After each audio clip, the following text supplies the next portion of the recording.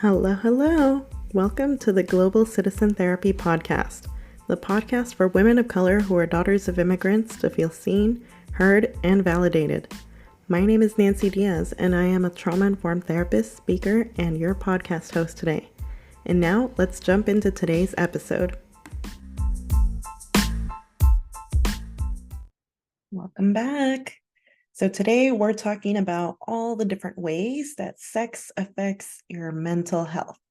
So very important, and I'm going to share with you my insights as a therapist, what I've seen, what I've learned from working as a therapist, from my own studies, from my own experience with the background in social work, from all of it, right?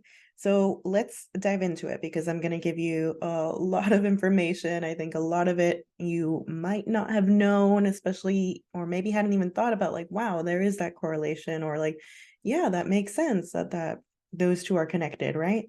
So yes, let's dive into the first one. So as we've been talking about sex, sexuality, sexual health in this season of the podcast, we've been talking a lot about sex being something that is very taboo, right? And so how does sex being taboo affect our mental health? So let's break it down to something that we've been talking about, which is shame. So when we experience shame and guilt, right? They're two different things. But shame, the way I like to break it down in very simple terms for myself as a reminder for my clients, is shame is I am bad, right? For doing this or whatever behavior.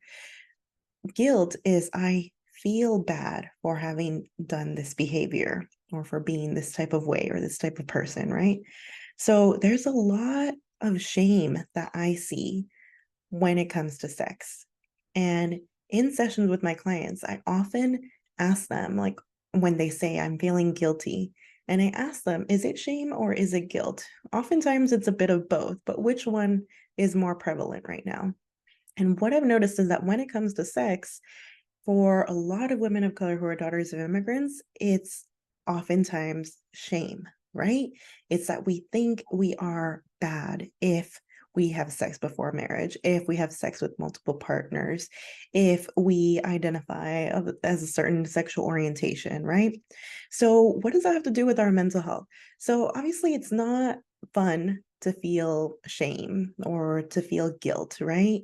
And what I've noticed as a trend in working with daughters of immigrants is that sometimes it can start to eat us alive, right?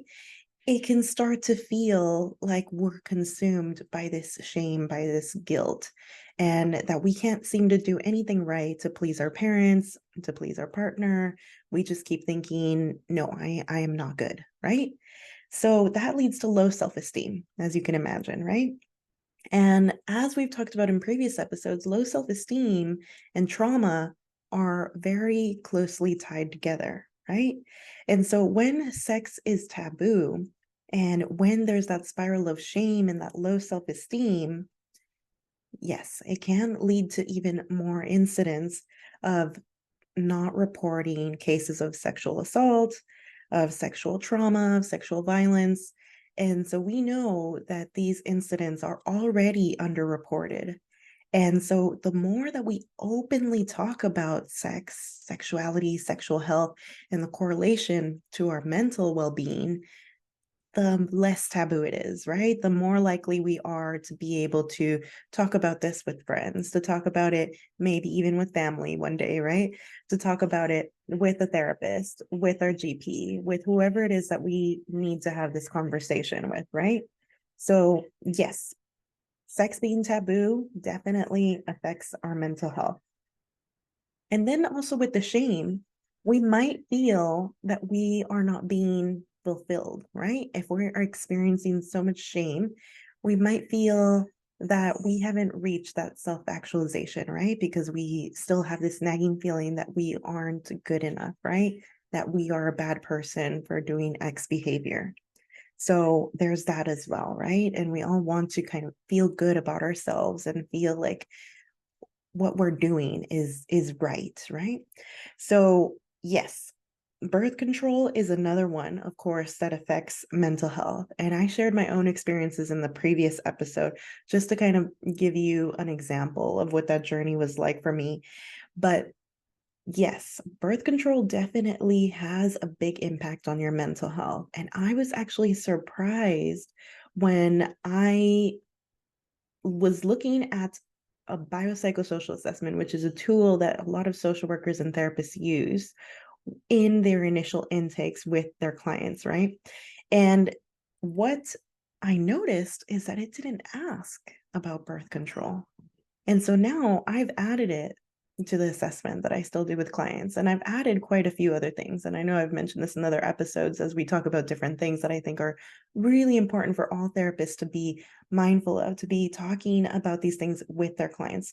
So it's interesting because the biopsychosocial assessment does ask about sexual disorders and dysfunction, but it doesn't actually ask about birth control, when birth control actually has such a big impact on our mental health. We know, a lot of us know, but not everyone knows. So I will share that birth control pill, birth control shot, and so many different types of birth control actually can cause depression and can cause anxiety. And so I know personally a lot of people who have had to switch birth control or completely get off birth control because they started noticing the depression, even suicidal thoughts, all of this, right? And I also know a lot of people who have been on birth control and their libido has dropped, right? So I gave my and shared my own example last week, but there's countless other stories like that, right? So, yes, if you're on birth control, there could be lots of different reasons that you're on birth control, right? But if you're on birth control because you don't want to get pregnant and you still want to be able to have sex and enjoy yourself with your partner, then yes, that is one way that sex affects your mental health, right? So, moving on to the next point, the lack of sex education in a lot of public school systems. And again, being born and raised in the US, my experience is going to be based on the US public school system, right? So the lack of sex education when I was growing up means that I then saw really high rates of teen pregnancy in my high school and in my middle school. I think the first time that I saw a teenager walk into a classroom pregnant, I think it was in fifth or sixth grade. So, yes, for me, it was something that was so common. There were so many of them. And the reason that I mention this is because, of course, this affects the mental health, not only of that teenager, but of that teenager's partner, of that teenager's family, right? And what we also know is that there are higher dropout rates for teen moms, right? We know that the brains of teenagers are not fully developed, right? So the brains are actually not fully developed even for early adults, right? But for teen moms, the brains are not fully developed. And so if you think about the stage of development that teenagers are at, right? So there are different stages of development. If we think about that stage of development that they're at, where we're just getting to know ourselves, where identity and that validation from peers is so important. And all of a sudden, you have this pregnancy to deal with on top of that. And your hormones, everything is changing. Your body's changing. Your hormones are just making everything feel out of control. So that has a huge impact on mental health, right? And how did we get there? We got there through sex, and oftentimes through a lack of sex education, through a lack of understanding of what safe sex looks like, right? Because a lot of these teen moms didn't mean to get pregnant, right? That wasn't their plan. But the lack of sex education now is going to play a really big part in their mental health. And of course, that doesn't even go to say, of course, postpartum depression, right, can affect, teen moms, but whether you're a teenager or you're not, postpartum depression, of course, that has a big impact on your mental health. And the other thing is that we know that the lack of sex education leads to more sexually transmitted infections and diseases, right?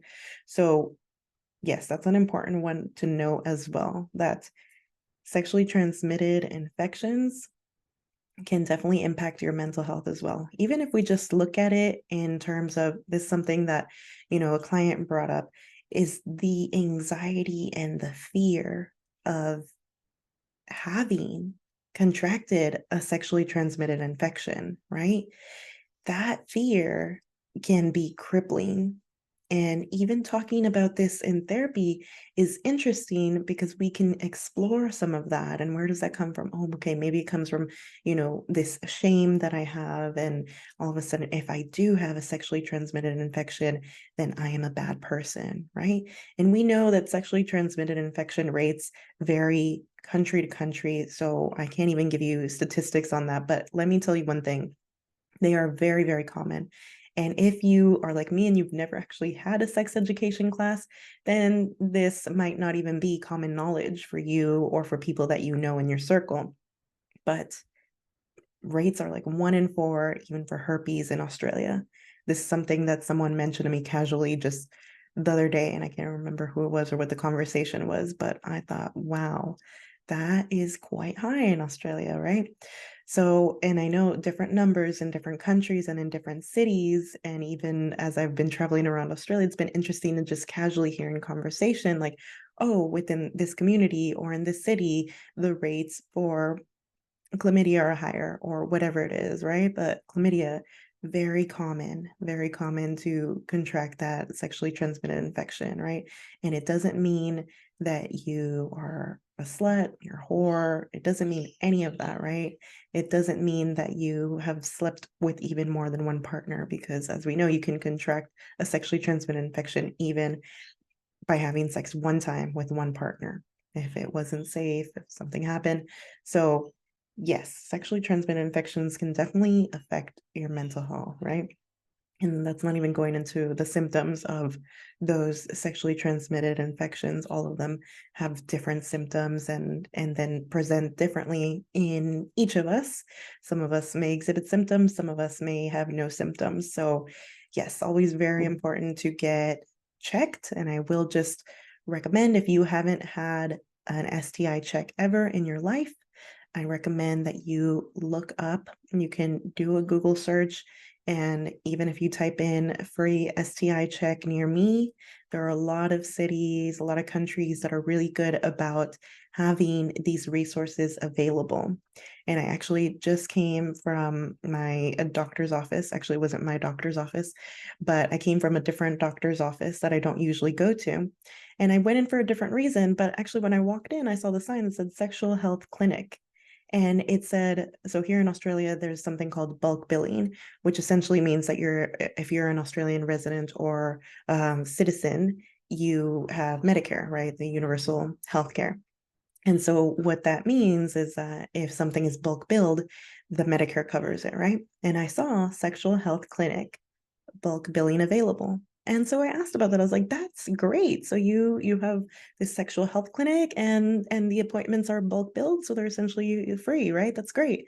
And yeah, she was telling me that it has to do with the STI test, with the blood tests, and a short consultation call with the GP to go over those results if there's anything to be of concern, right? So yeah, that's really great. And I know that I have done STI checks myself back when I lived in Phoenix, and also, there'd be free clinics, things like that. But yeah, you can go to your regular doctor as well and ask about STI tests. Oftentimes insurance will cover that. So you can also ask, your insurance company if you have health insurance, if that will be covered. But, even if you have to pay out of pocket, that peace of mind, knowing that you don't have that, or even if you do, nowadays we changed it. I think the most common term that is still well known is STD, sexually transmitted disorder. So now, because there's treatments for a lot of STIs, we've actually changed it to infection, right? Because now it can be treated as easily as taking a pill oftentimes, right? So yes, not too much to worry about. And no, it doesn't make you a slut, a whore, or a bad person. None of that. So yes, but definitely can take a toll on our mental health when you have unprotected sex and you are worried that you might be at risk of pregnancy, you might be at risk for an STI. So yes, that's one way that sex affects our mental health. And the next one here that I have is sexual dysfunction or sexual disorders, right? So some common causes of sexual dysfunction are stress, drugs, alcohol, even tobacco, cycling, and relationship factors. So what's interesting here is that what is recommended if you Google sexual dysfunction or sexual disorders, you'll get on here, the common causes. And then you'll also get a little thing that says you should see a doctor if, but it's interesting that even though stress and relationship factors are very clearly psychological, right? And something that you'd be better off seeing a therapist more so than a doctor, because as we know, or maybe you don't know, but I've personally been to quite a few doctors that don't believe in mental health, don't really refer people to therapists, don't really think that that is something that's worth concerning yourself with. And I know from talking with a few doctors that the training that they get when it comes to mental health in all those years in medical school is very, very little, if any, right? So yes, so not always the best thing to do to go to a doctor, especially because, yeah, if it's not related to, drug, alcohol use, cycling, that kind of thing, and it's psychological, then yeah, there's not going to be too much that the GP can recommend. So hopefully in that case, they do refer you to a therapist. But yes, let's go over some of these sexual disorders. So I was reading, and there are a couple different things happening, right? So there are four different types of disorders. So the first one is desire disorders, right? And so that's if you have trouble with desire, right? With libido. And so that has more to do with sexual drive. The second one is arousal disorder. So that's if you're having trouble getting aroused. Third one is orgasm disorder. So that's if you're having trouble having orgasm or if orgasms are delayed. And then we have in the 5th edition of the DSM, we have in there included as well female sexual arousal disorder, male hypoactive sexual desire disorder, erectile disorder, which is probably the most well-known sexual disorder that you may know of, and premature ejaculation, and delayed ejaculation. So those are some of the sexual dysfunction, sexual disorders that definitely can impact your mental health, your mental well-being, because we know that when you have any of this going on with your body, that can cause a lot of stress, right? So, of course, as I mentioned, common cause of this is stress. But what happens the more that you start to experience, right? Maybe pain during intercourse, or maybe trouble getting aroused, or lack of orgasm, or any of these that I mentioned, it causes more stress, right? And it causes maybe more shame, or maybe even guilt because you're not able to please your partner or partners, right? So all of this could affect your relationship. It could affect you if you're trying to have kids, or just, being in pain. Definitely, I've had some clients come to me and tell me that yes, that they're not sure if it's a sexual trauma or if it's something else, but they have always had painful intercourse. And so, yeah, and unfortunately, what clients tell me is that they have been to doctors, and doctors don't know what to do. And so, yeah, they're at that point where they're trying, desperately to find something that will help ease that pain so that they can enjoy sex, right? So, yes, moving on to the next one. So, mental health conditions have symptoms that can be related to sex, sexuality, and sexual health, right? So, if we even look at depression, right? depression and low sex drive go hand in hand. It's very common that if you have depression, you have a lower sex drive, right? And so sometimes, and vice versa. So sometimes a lower sex drive might even be a symptom or a sign that you may have depression. Of course, not always, but I will just throw that out there as well. The second thing is that sometimes when you have depression and you go to a doctor and you're prescribed antidepressants, you start taking them, some antidepressants actually make the sex drive worse. They make it even lower, right? And some antidepressants actually can affect your ability to orgasm as well. And I know that this is actually covered in a few shows and a few series that I've watched, and it's kind of seen as like a funny thing. But in reality, that causes even worse mental health in that person, right? Especially if they have a partner, if all of a sudden again they're feeling that shame and guilt that they're not able to please their partner, if they're just not feeling in the mood, all of a sudden the sex drive is way lower, or even the inability to have an orgasm. Because in case you're unaware, orgasms are amazing for our mental health. So you should always be striving to have as many orgasms as possible, right? And that's why, sexologists, sex therapists, like anyone who's in this space of empowerment, especially sexual empowerment, will tell you have as many orgasms as possible, because yes, they work wonders for your mental health. So yes, but going on to the next one. And I'm just giving a few examples here because this could be easily a very long episode if I went into all the mental health conditions that have symptoms, related to sex. But another one that popped into my mind that I've seen definitely before with clients is social anxiety, which then can turn into sexual anxiety, right? So sexual anxiety is just feeling inferior, right? Especially when you're in the bedroom and feeling like you're unattractive, or body image issues. It could be a whole bunch of other things, or just even being in that situation, right? There could be, issues such as maybe the person has masturbated too much. Maybe the person has trouble with erection and with arousal because of that, or maybe has consumed too much porn, and now the reality is just a little bit all over the place, right? And makes it really difficult for that person to be intimate with the partner. So yes, social anxiety, sexual anxiety, definitely related to our mental health. Another one is ADHD. And so yes, hypersexual activity can be common for people with ADHD, but of course this isn't always the case. And just because you're hypersexual doesn't mean that you have ADHD. But yes, hypersexual could sometimes even mean, sex with multiple partners, but yeah, just unsafe sex usually as well, and just very kind of chaotic energy that sometimes can lead to people getting into some problems.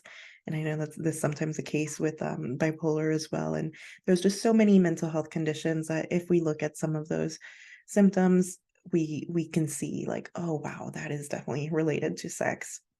So yes, and the last one that I will leave you with is relationships. And of course, this was one that you probably saw coming, but of course, yes, as a therapist, I do all the time have clients that come to me and they're worried that maybe their sex drive is too high. Maybe because of that, they're not feeling desirable, right? Like, oh, well, is it because I've gained weight? Is it because I'm not doing enough to stay healthy? All these things. Maybe it could be that they are not able to meet the needs of their partner. Maybe they feel that their sex drive is too low. Again, like I mentioned, it could be that they're having pain during intercourse, or something that their partner wants to try isn't really aligned and is feeling painful or uncomfortable. And of course, the lack of communication oftentimes in these cases, because women are not taught to be assertive. We're not really taught how to communicate our needs. not even taught to explore our needs, right? And yeah, especially when it comes to in the bedroom, self-exploration is still pretty taboo. I still remember, my sociology 101 class when I was probably 18 at the time, my first semester in college. And I loved this sociology instructor because she had us walk up to the board, and she had the board split in two. And she said, on the left half of the board, I want all of you to just take turns, go up there and write as many terms as you can for male masturbation. And then she had us do the same thing for blowjobs, right? And then she had us do the same on the other side for female masturbation, right? And for female pleasuring. And wow, that was when I realized, like, we could only think of two terms for the female side, right? And yeah, that was pretty embarrassing because, of course, on the male side there was so much. So all that to say that yes, it is very normal for men to receive pleasure, to give themselves pleasure, but for females it's not as normal. And so that's why we have trouble asking for pleasure. That's why we have trouble pleasuring ourselves oftentimes, and even talking about this with friends or with our GP, with our therapist. So working through some of that is challenging, but definitely so worthwhile. Because once we learn to communicate our needs in the bedroom, then we can start to feel way more confident in exploring our needs and asserting our needs, communicating those needs in the rest of the world, right? So I've mentioned this a few times, but if you haven't listened to other episodes and you haven't heard me mention this before, I do have a free workshop that I recorded with a sexologist where we talked about breaking taboos, communicating sex with confidence as immigrant daughters. So if you haven't taken that yet, I highly recommend that you go and download that workshop. It's a free resource that I really would love for all of you to take. My goal here, as always, is just to teach through storytelling, teach you about sex, sexuality, sexual health, and how that all relates to mental health. All of it is connected, all of it is tied together. And that's why this season of the podcast is all about that. So yes, breaking those taboos, that is what this season is about. But yeah, that's where I'll leave it today. And thank you so much for tuning in and listening.